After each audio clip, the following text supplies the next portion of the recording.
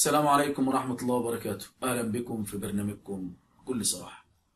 النهاردة بوجه كلامي لجمهور النادي الأهلي بعد الخيبة اللي عملوها اللعيبة. بقول لجمهور النادي الأهلي ما تحزنش، إن شاء الله ربنا شايل لنا حاجة أحسن بإذن الله، واللي جاي إن شاء الله هيكون أحسن. وعاوز أكلم اللعيبة وأقول لهم رسالة للعيبة اللي خذلت الجمهور. عاوز اقول للعيبه اوعوا تفتكروا ان احنا بنحبكم وبنشجعكم لشخصكم. عاوز اديكم شويه امثله وتعرفوا انتوا بالنسبه لنا ايه.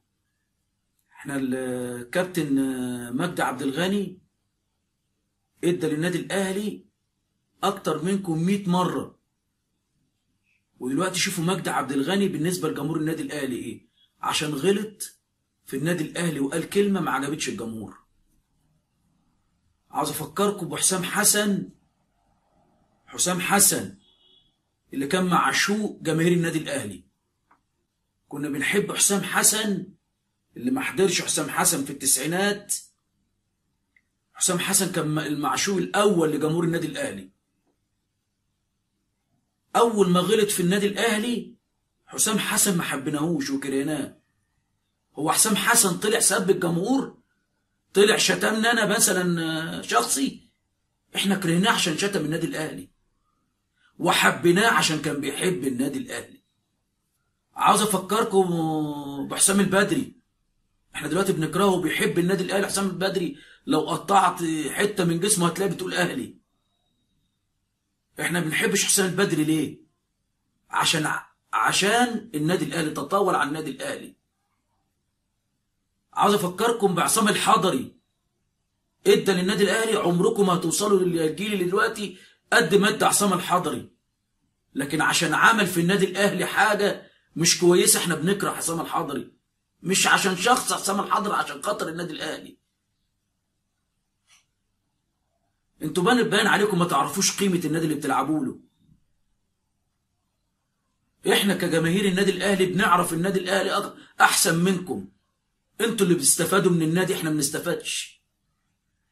عاوز اقول لكم امبارح لو نزل 11 واحد من الجمهور كان لعب بقلبه وموت نفسه، كنت مت في الملعب وما طلعش مهزوم. انتوا خذلتوا جمهوركم امبارح.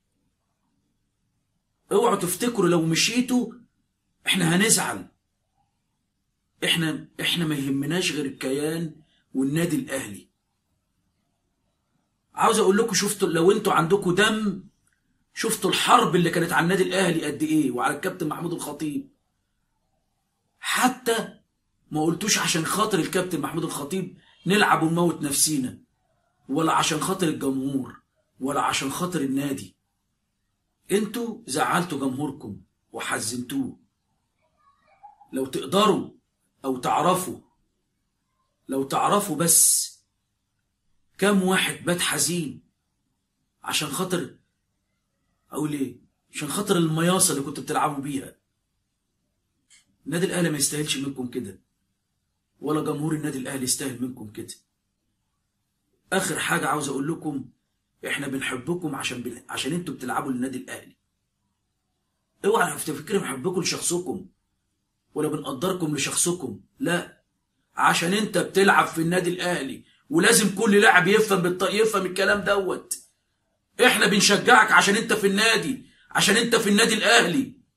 ولو مشيت رحت اي نادي تاني شوف هيبقى ايه وضعك. شوف احمد حسن دلوقتي ايه الناس بتعامله ازاي، شوف البدر الناس بتعامله ازاي، شوف حسام حسن الناس بتعامله ازاي، شوف عصام الحضري الناس بتعامله ازاي، شوفوا طاهر ابو زيد الناس بتعامله ازاي، شوفوا ابراهيم حسن الناس بتعامله ازاي. ناس ادت للكيان وادت للنادي اكتر منكم 100 مره، لكن عشان غلطوا في الكيان بس احنا بناش قابلينهم وبناش عاوزينهم. واذا ما كنتوش هتعوضوا الجمهور على اللي عملتوه امبارح برضه مش عاوزينكم. احنا ورا النادي الاهلي مش وراكم انتوا على اللي عملتوه فينا امبارح. وبعد ده كله قدامكم فرصه ان انتوا تعوضوا الجمهور. لو ان انا بقيت اسال الناس في الشارع، الناس ما ما بقتش قبلاكم، ما عندهاش ثقة فيكم. لكن احنا وكل جمهور النادي الاهلي لو نزلتوا اي 11 من الجمهور كان لعب بقلبه، كان لعب بروحه وبدمه. فضفضت معاكم شويه من اللي احنا شفناه امبارح. والله ما كانت تفرق عندي الهزيمه، لكن اقول ايه؟ روح النادي الاهلي غايبه، قلب النادي الاهلي غايب. مش هي دي روح الفانيلا الحمراء ابدا. حرام عليكم، خذلتوا جمهوركم، هتكسروا فينا المبادئ اللي قالت ان المبادئ والقيم هتكسب المال. انتوا بتقولوا العكس، انتوا بتقولوا العكس. حرام عليكم، طول عمرنا عارفين المبادئ والقيم هتنتصر في النهاية. بمنظركم ده هتقلبوا لنا الآية. المال هو اللي هتخلوه ينتصر، المال القذر هو اللي هتخلوه ينتصر. آخر حاجة الرسالة للكابتن محمود الخطيب. كابتن محمود، عاوزين مدرب فرز أول يا كابتن محمود. مهما خد من فلوس، عاوزين مدرب فرز أول.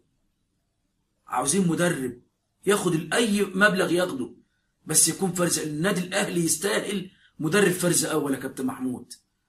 احنا دفعنا 250 مليون ولا 200 مليون في اللعيبة، كنا نستحق مدرب أحسن من كده يا كابتن محمود.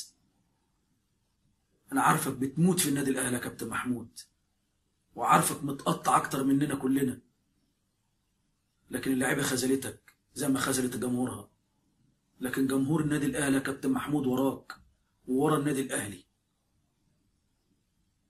وإن شاء الله ربنا شايل لنا حاجة أحسن، ومش هنفقد الأمل أبدا. وإن شاء الله ربنا شايل لنا حاجة أحسن، وهكررها تاني، إن شاء الله ربنا شايل لنا حاجة أحسن. وآخر حاجة لجمهور النادي الأهلي، ارفع راسك فوق، أنت أهلاوي، ارفع راسك فوق وما تحزنش. إذا كان الجيل ده كسر نفسنا شوية، كسرنا وعمل بقى عندنا مرارة في الحلق، مرارة.